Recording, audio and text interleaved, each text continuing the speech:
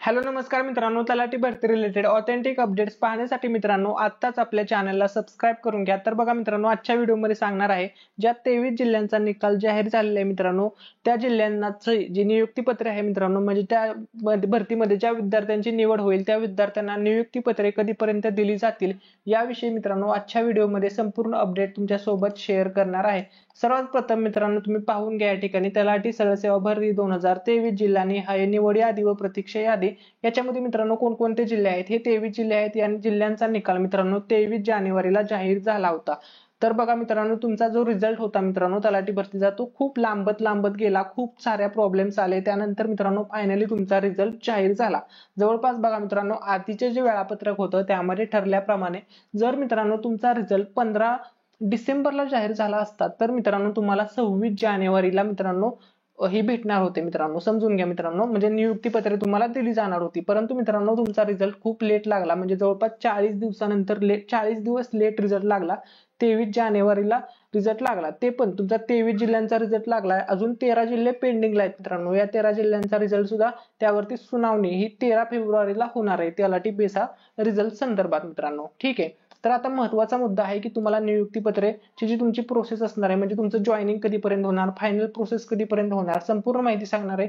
तर बघा या ठिकाणी तुम्ही वाचू शकता, निवड यादी व प्रतीक्षा यादी प्रसिद्धीनंतर उमेदवारांची ओळख प्रमाणपत्रे व संबंधित कागदपत्रे पडताळणी, वैद्यकीय तपासणी, चारित्र्य पडताळणी, याचप्रमाणे समांतर आरक्षणाप्रमाणे कागदपत्रांची पडताळणी ही अंतिम नियुक्तीपूर्वीची कार्यवाही संबंधित जिल्हा निवड समितीकडून जिल्हा स्तरावर करण्यात येईल।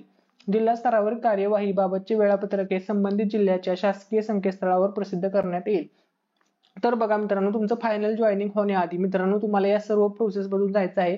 सर्वात पहिली प्रोसेस आहे उमेदवाराची ओळख प्रमाणपत्रे, त्यानंतर संबंधित कागदपत्रे पडताळणी होणार, तुमची वैद्यकीय तपासणी म्हणजे मेडिकल तपासणी होणार, तुमचं चारित्र्य पडताळणी म्हणजे तुमच्यावरती कोणता गुन्हा दाखल नाही ना वगैरे अशा सर्व गोष्टी तुमची चौकशी होणार मित्रांनो। त्यानंतरच मित्रांनो तुमचं अंतिम मेरिट लावलं जाणार, अंतिम मेरिट नाही मित्रांनो, तुम्हाला फायनली जॉईनिंग भेटणार।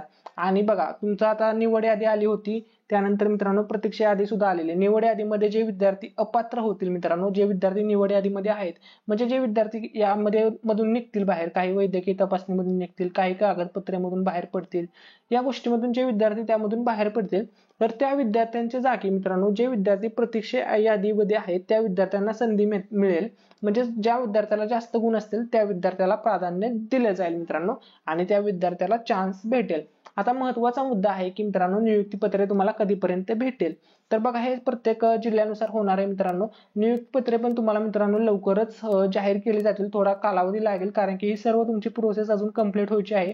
अजून तशी काही फिक्स डेट आलेली नाही मित्रांनो, परंतु काही अपडेट आली की मी व्हिडिओ बनवून तुम्हाला सांगेलच मित्रांनो की तुमची 23 जिल्ह्याची जी नियुक्तीपत्रे आहेत ती कधीपर्यंत तुम्हाला भेटू शकतात। तर बघा जर 15 डिसेंबरला रिझल्ट लागणार होता तर 26 जानेवारीला भेटणार होती, म्हणजे 15 आणि हे 20 बघा मित्रांनो जवळपास 25, 35 आणि हे वरचे 5 म्हणजे 40 दिवसामध्ये ते रिझल्ट नियुक्तीपत्र तुम्हाला देणार होते। समजा आता 23 जानेवारीला तुमचा रिझल्ट लागलाय तर तिथून तुम्ही 30 ते 40 दिवस पुढे पकडा मित्रांनो, या कालावधीमध्ये मित्रांनो तुम्हाला नियुक्तीपत्रे भेटतील।